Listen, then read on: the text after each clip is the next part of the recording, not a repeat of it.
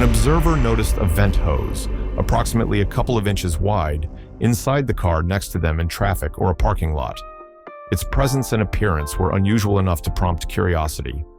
What could this flexible hose be, and what is its likely purpose inside a vehicle's cabin?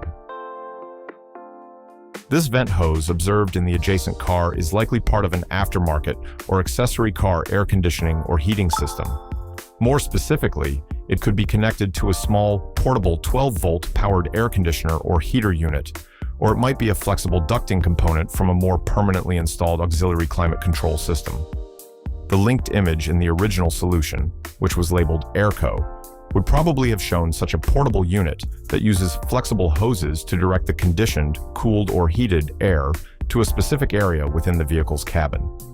These types of add-on climate control solutions are sometimes used in older vehicles that were not originally equipped with factory air conditioning, in larger vehicles like camper vans or RVs to supplement the main system, or by individuals who want to provide targeted heating or cooling to a particular passenger, a pet carrier in the back seat, or a specific zone within the car that is not adequately served by the factory vents. These implements are described as very heavy, sturdy tongs, but their most distinctive feature is an intricate pattern engraved on their inside surfaces. This suggests they are not ordinary tongs for gripping, but rather a specialized cooking utensil designed for pressing or shaping food while imparting a pattern. What are these specialized patterned tongs or press used for in the culinary arts? This device is identified as a wafer iron, a traditional cooking utensil used for making very thin, crisp, and often decorative wafers, cookies, or flatbreads. It functions in a manner similar to a waffle iron. A small amount of thin batter is placed between the two patterned, hinged metal plates, the tongs. The plates are then closed tightly, and the iron is heated, historically over an open flame, a stovetop burner, or hot coals. The intricate pattern engraved on the inside surfaces of the plates is thereby imprinted onto both sides of the wafer as it bakes and becomes crisp. These irons are known for making various traditional delicacies, such as krumkake, a Norwegian rolled wafer cookie, pitzel, a traditional Italian waffle cookie, or goro, another Scandinavian patterned cookie. The resulting thin, patterned wafers are often rolled into cones or cylinders while still warm and pliable, or left flat. The heavy construction helps with even heat distribution and retention. This peculiar die was found in a bag of assorted random dice that was ordered by the finder. It is unusually large, about the size of a golf ball. Most strikingly, the numbers on its faces are seemingly random and do not adhere to the standard conventions of dice numbering, e.g., opposite sides typically summing to 7 on a d6. For example, the numbers on opposite sides of this die add up to a figure close to 300, ranging from 290 to 310, and the faces display a wide array of non-sequential numbers such as 4, 7, 11, 18, and progressing up to values like 298.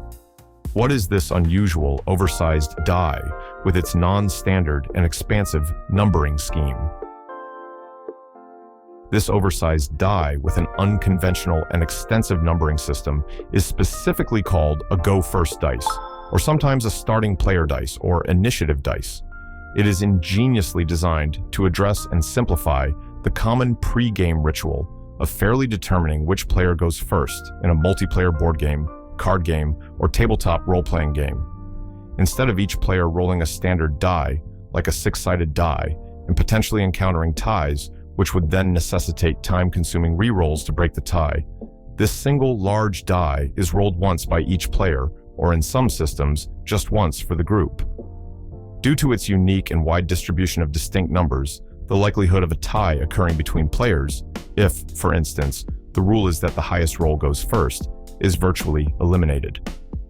Alternatively, it can be used in systems where each player is assigned a unique number range based on the die's outcome.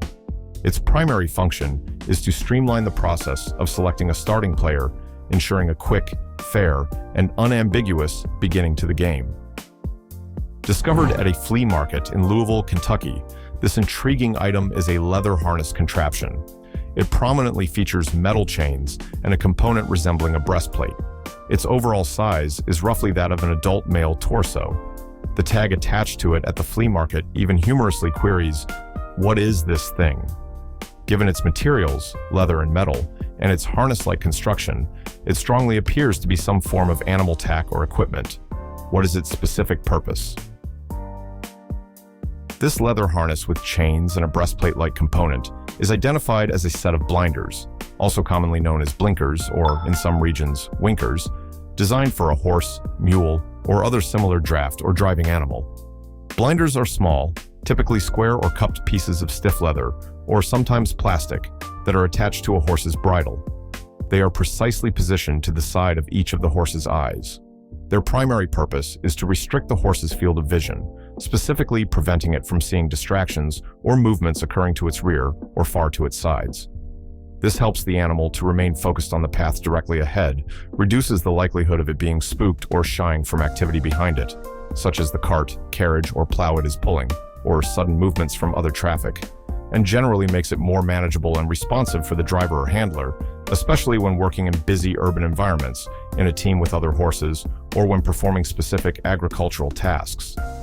The chains and breastplate might be part of a more elaborate driving harness system to which these blinders were attached. A conspicuous metal rod is observed securely attached to the back of a Jeep. Its specific design, likely long, robust, and with a visible lifting mechanism, and its mounting location, strongly suggests it is a piece of specialized recovery or utility equipment commonly associated with off-road capable vehicles like Jeeps. What is this sturdy, externally mounted metal rod? This metal rod attached to the back of a Jeep is identified simply as "that's a jack." But more specifically, it is almost certainly a high-lift jack, or a very similar type of heavy-duty mechanical farm jack or utility jack. These distinctive jacks are extremely popular and almost iconic among off-road driving enthusiasts, and those who use their vehicles in rugged, remote terrain. This is due to their remarkable versatility, simple yet robust construction, and their ability to lift a vehicle with high ground clearance significantly higher off the ground than a standard automotive scissor or bottle jack can achieve. High-lift jacks can be used for a multitude of demanding tasks in off-road recovery situations, lifting a stuck vehicle to place traction aids like sand ladders or rocks under the wheels, facilitating the changing of oversized off-road tires, and even with the use of appropriate accessories such as chains and straps for winching a vehicle short distances, clamping objects together, or spreading separated components. Their long steel handle provides the necessary leverage for manual operation in challenging field conditions. While an individual was out walking their dog in a regular residential neighborhood in a small town, a very loud sound, described as being like a gunshot and close enough that the concussion could be felt in their chest, was suddenly heard. A few seconds after this startling bang, this small, hockey puck-shaped piece of metal, or ceramic-like material, rolled towards the observer. It was noted that construction and ground leveling work had been occurring in a nearby backyard, but no work seemed to be actively going on at that precise moment. What is this heavy, dense, puck-shaped object that appeared immediately after a loud explosive sound? This hockey puck-shaped object is identified as very likely being the internal core component of a lightning arrestor, specifically a carbide block, often silicon carbide, which is commonly found inside certain types of arrestors used on utility power poles to protect electrical distribution systems. Lightning arrestors are crucial safety devices designed to protect transformers and other electrical equipment from damage caused by overvoltage transients, typically resulting from a direct or nearby lightning strike. They function by diverting the excessive surge current safely to the ground. Some types of arrestors contain these robust carbide or dense ceramic blocks as part of their energy absorption and current limiting mechanism. If an arrestor fails catastrophically, which can happen during an extremely powerful surge due to internal degradation over time, or if a fault condition occurs, it can explode with a very loud bang, forcibly ejecting its internal components, such as this block. The description of it feeling ceramic-like and the suggestion that it would make a great knife sharpener, as silicon carbide is an extremely hard, abrasive material, further supports this identification. This very small metal object, described as being the size of a small screw and estimated to be at least 10 years old, was discovered in an old box containing miscellaneous childhood belongings. However, it is acknowledged that it could potentially have belonged to the finder's parents, as many items became muddled together during a family move that occurred when the finder was younger. Its specific shape isn't fully detailed, but its diminutive size and metallic composition are the key identifying features provided. What could this tiny, aged metal piece be? This small metal piece is identified with a high degree of probability as being a component part from a common nail clipper. Nail clippers, especially older or simpler models, are composed of several small metal parts that are assembled to create the cutting and lever action. Over time, or if a nail clipper is broken or disassembled, perhaps out of childhood curiosity, these small components can become detached. The most likely candidate would be the small pivoting lever arm that provides the mechanical advantage for clipping the nails, or perhaps the tiny, often foldable nail file that is integrated into many clippers. Given its very small size, compared to a small screw, and its discovery amongst a collection of miscellaneous old personal items and childhood belongings, it's quite plausible that it's a dislodged part from a broken or forgotten nail clipper that found its way into the box many years ago. A distinctive feature is noted within a drawer of a bedside table, a peculiar oval-shaped inset. The purpose of this recessed, specifically shaped area within the drawer is not immediately obvious from its appearance alone. What could this specialized drawer feature have been originally designed to hold, protect, or organize? This oval inset located within the drawer of a bedside table almost certainly originally contained a custom-fitted, soft-lined insert, typically made of velvet, felt, or a similar plush fabric. Such fitted liners were a common and desirable feature in older or higher quality bedroom furniture, particularly in the top drawers of dressers, vanities, nightstands, or jewelry armoires. They were specifically designed to provide a soft, protective, and often compartmentalized or shaped space for storing delicate and valuable personal items such as jewelry, rings, earrings, necklaces, brooches, bracelets, watches, cufflinks, tie pins, or other small accessories. The shaped wooden inset within the drawer base would serve to hold this liner securely in place, preventing items from sliding around, getting scratched, becoming tangled, or being damaged when the drawer was opened or closed. Over many years of use, the original soft lining material could have deteriorated, become soiled, or simply been removed by a previous owner, leaving only the empty, recessed area as evidence of its former purpose. Observed on a residential property is this expansive field that has the distinct appearance of being used for some form of athletic training or sports practice. The finder is quite sure it's utilized for training purposes, but the specific numbers, lines, and figures marked on the field's surface do not immediately correspond to any particular commonly recognized sport like soccer, football, or baseball. What type of specialized training ground or repurposed athletic field could this be? This is identified as probably being an all-weather artificial turf field that was likely constructed using sections of material reclaimed from a former, larger, all-weather public or institutional athletic field. It is not uncommon for used artificial turf from decommissioned or renovated school sports facilities, municipal parks, or professional athletic stadiums, which might have originally been marked for sports like soccer, American football, field hockey, or lacrosse, to be sold or given away for repurposing.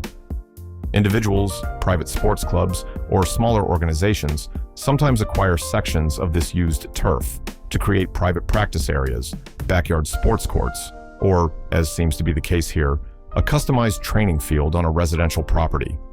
The existing lines and markings on the repurposed turf might be remnants from its original use, or they could have been adapted, added to, or partially obscured to suit specific drills, training exercises for a niche sport, or agility training routines that don't conform to standard field layouts. The commenter even mentions knowing someone who ingeniously used old soccer field turf to surface their horse winter paddocks, highlighting the versatility and secondary market for used artificial turf. This intriguing wooden drawer unit features a mirror that is designed to slide out, an action which then exposes hidden compartments located underneath the mirror. The drawer itself is described as being approximately 8 inches by 15 inches in size. The item appears to be handmade, exhibiting telltale signs of individual craftsmanship rather than mass production.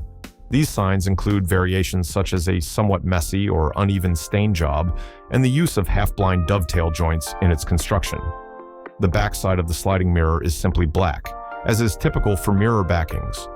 The finder humorously wonders if its purpose might have been a Coke tray, a tray for holding Coca-Cola or other beverages. What is the likely original purpose of this specialized drawer with its sliding mirror and concealed compartments? This feature, particularly the sliding mirror that reveals compartments or a flat, protected surface underneath, is highly reminiscent of a drink tray or a small, integrated vanity setup. Such features were often incorporated into older, more substantial pieces of bedroom furniture, specifically large oak or other hardwood headboards that came with attached side tables, nightstands, or shelving units. These were particularly popular in furniture designs from the mid to late 20th century, including styles prevalent in the 1990s and earlier. The sliding mirror could cleverly conceal a shallow tray area, perfectly suited for placing drinks, like a glass of water, a cup of tea, or indeed a Coke, without the risk of cold condensation leaving damaging rings on the main wooden surface of the nightstand or headboard shelf. The compartments located underneath this sliding tray might have been intended for storing small personal items conveniently within reach from the bed, such as medication, reading glasses, tissues, a remote control, or other bedside essentials. The Coke tray jest is, in fact, not far from its likely intended function as a convenient and protective surface for bedside refreshments.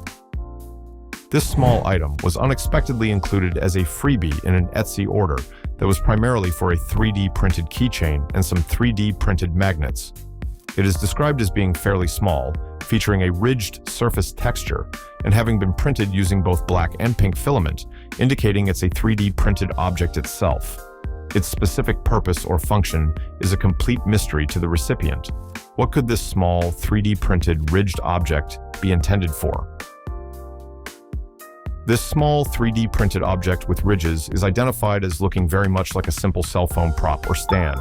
Many 3D printing enthusiasts and independent sellers on platforms like Etsy enjoy designing and printing small, practical, or novelty items like this. Such a stand would likely have a specifically designed slot, a stepped profile, or an angled surface into which a smartphone could be placed, either in a vertical, portrait, or horizontal, landscape orientation. This would allow the phone to be propped up conveniently for hands-free viewing of videos, participating in video calls, following a recipe in the kitchen, or simply for displaying the phone on a desk or nightstand. The ridges on its surface might be part of the aesthetic design, provide different angle options for propping the phone, or offer a more secure grip for the device. It's quite common for Etsy sellers, especially those dealing in 3D printed goods, to include a small, often self-made, complimentary bonus item like this, with orders as a thank you gesture or a way to showcase other items they can produce. A crystallized, amber-colored substance has been observed to have formed on a capped natural gas line within a condominium unit. This particular gas line, which was originally intended for a working fireplace, had been professionally capped off in the year 2017. The building itself is over 100 years old, but underwent a significant renovation in 2005. The cap on the gas line is approximately 1 inch in diameter. The finder is understandably concerned, wondering if this phenomenon is some form of crystallized rust, or if it indicates something more dangerous. They also note that the ambient humidity in their condo is not typically high enough to cause extensive rust formation. What is this unusual substance, and what is causing its formation on the gas cap? This crystallized, amber-colored substance forming on the gas line cap is a strong and concerning indication that the cap itself has become porous or is not sealing perfectly, and is therefore allowing a very slow leak of natural gas. The substance observed is likely a combination of several components: mercaptans, the sulfur-based odorants, that are deliberately added to natural gas, which is naturally odorless, to give it its distinctive and recognizable smell for safety and leak detection purposes, other trace impurities or condensates present in the natural gas supply, and possibly the products of very slow chemical reactions between these leaking gas components and the metal of the cap or the pipe over a prolonged period. It is definitely not crystallized rust in the conventional sense. The commenter in the original thread states unequivocally and with urgency, That cap is porous. It's leaking through the metal. Replace it. This situation is potentially dangerous because even a very slow and seemingly minor gas leak can allow combustible gas to accumulate within a confined space, creating a significant fire or explosion hazard. The cap needs to be replaced immediately by a qualified and licensed gas fitter or plumber to ensure safety. Which one of these oddities left you scratching your head the most? If you love uncovering strange and mysterious objects, hit that like button and subscribe. Stay curious. More finds coming soon.